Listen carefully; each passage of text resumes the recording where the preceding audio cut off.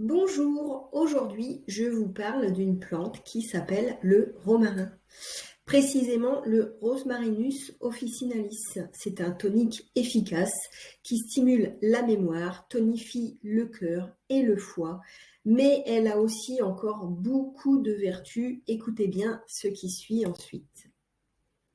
Donc les propriétés du romarin sont les suivantes. C'est une plante digestive, c'est un stimulant général, stimulant du système nerveux.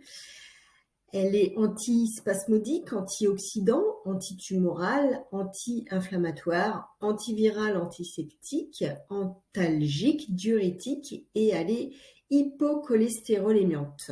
Donc elle est indiquée pour les lenteurs digestives principalement, elle prévient les calculs rénaux et la goutte, et en externe pour les infections telles que les plaies, les mycoses et la chute des cheveux. Alors comment la consommer? Il y a plein de façons de la consommer. On peut la consommer en teinture mère, 10 ml 3 fois par jour dans un peu d'eau.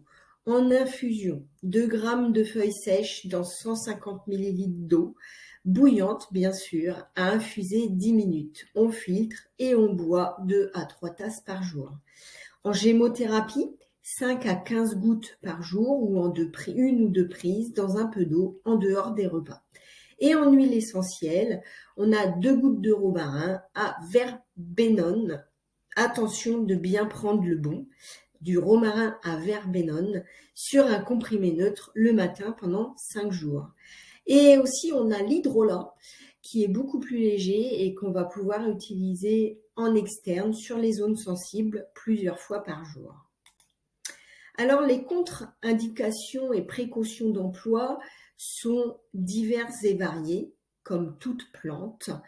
En cuisine, vous pouvez l'utiliser sans contrainte, il n'y a pas de contre-indication. Par contre, si vous l'utilisez sous d'autres formes, c'est déconseillé aux enfants de moins de 12 ans, c'est déconseillé aux femmes enceintes et allaitantes, aux personnes souffrant de calculs biliaires ou d'une maladie du foie.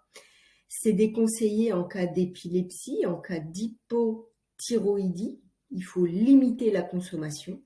Et il y a aussi des effets secondaires et des interactions médicamenteuses. Donc, si vous voulez connaître la liste, je vous conseille d'aller voir votre pharmacien, votre phytothérapeute ou votre pharmacien. Toujours, quand on a un doute, on demande l'avis d'un médecin ou d'un phytothérapeute pour les plantes.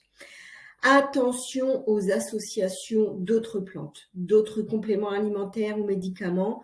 Ne jamais se faire soi-même son automédication. Toujours demander l'avis à son médecin ou à un expert dans le domaine. Sachez que mes posts sont là à titre d'information. C'est à vous de faire vos propres recherches pour la suite et de consulter les spécialistes qui vous permettront de vous mettre en action.